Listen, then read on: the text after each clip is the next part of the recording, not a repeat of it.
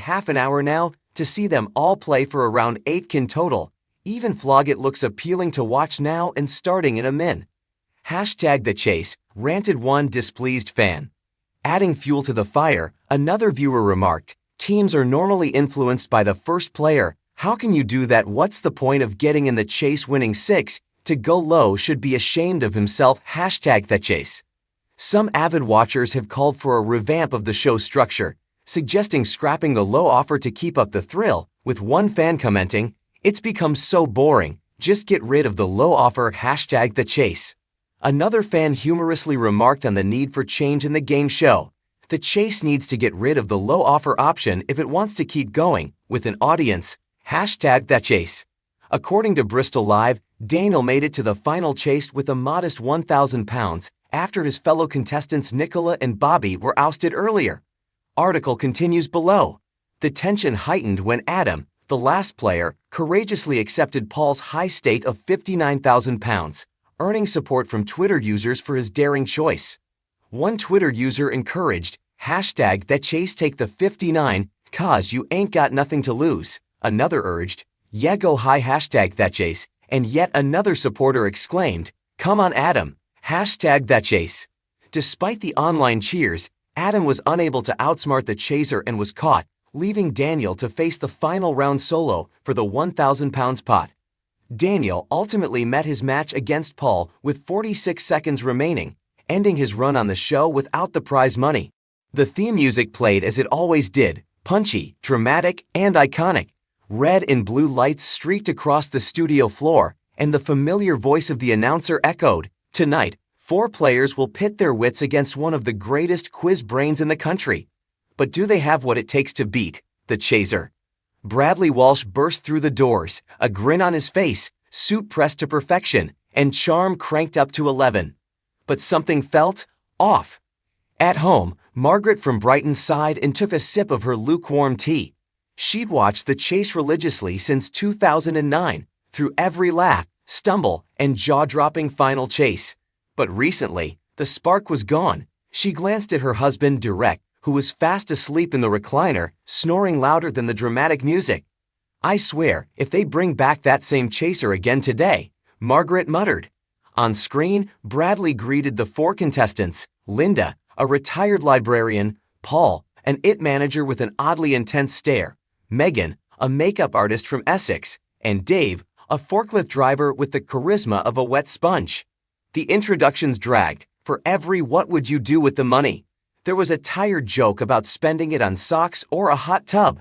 Twitter lit up in real time.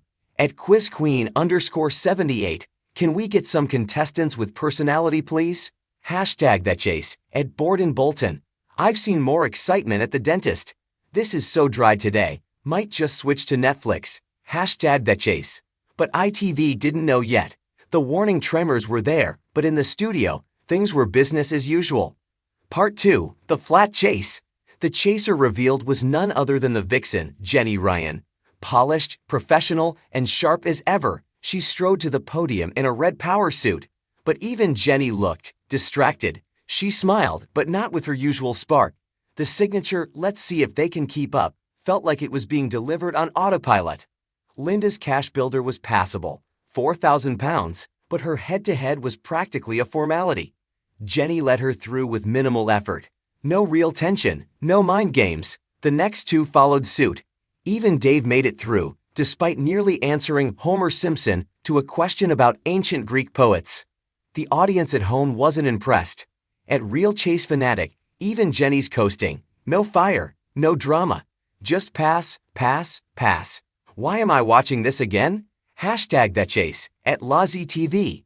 The chase used to make me shout at the telly. Now I'm just checking my phone. Sad times. Hashtag bored on that chase. In a matter of minutes, a small rebellion began to boil. A corner of the fandom had had enough. Part 3. The breaking point. The final chase arrived. 18,000 pounds up for grabs. A solid score of 17 steps. Bradley gave his usual line, "It's a good score, but will it be enough?" Jenny began her pursuit. And missed? Nothing. Every answer was fast, clinical, no pause for drama, no mistakes. She caught them with 30 seconds to spare. Not a bead of sweat, not a flicker of panic. It was perfect execution, but there was just one problem. It was boring. Fans wanted tension. They wanted a slip-up, a near miss, a pushback that changed everything. They didn't want a 2-minute demonstration of quiz perfection. They wanted the chase. Part 4. Fan revolt begins. The next morning, ITV's inbox overflowed. Dozens of emails from longtime fans, some polite, others scathing.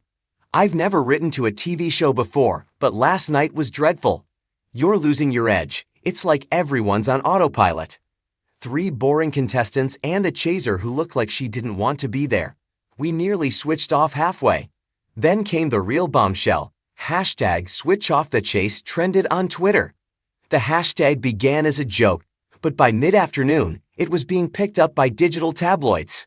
Fans fume over dull episode of The Chase, threaten to switch off for good. Is this the end of the Quiz King's reign? Bradley Walsh, meanwhile, was blissfully unaware until his phone buzzed mid-golf round. "Brad," said his agent, voice tense, "we've got a problem." Part 5. Behind-the-scenes panic. In the heart of ITV studios, producers gathered in the control room. Screens flickered with viewer data, dips in engagement, lower social buzz, and a noticeable spike in early switch-offs during the past 3 episodes.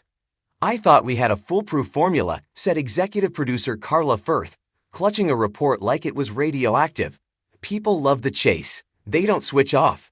"Until now," muttered her assistant. Carla spun toward her team. "Fix it. I don't care what it takes. Fresh energy, new twists, better contestants, fire under the chasers. I want fans glued to their screens again, or this show's legacy goes down with a yawn."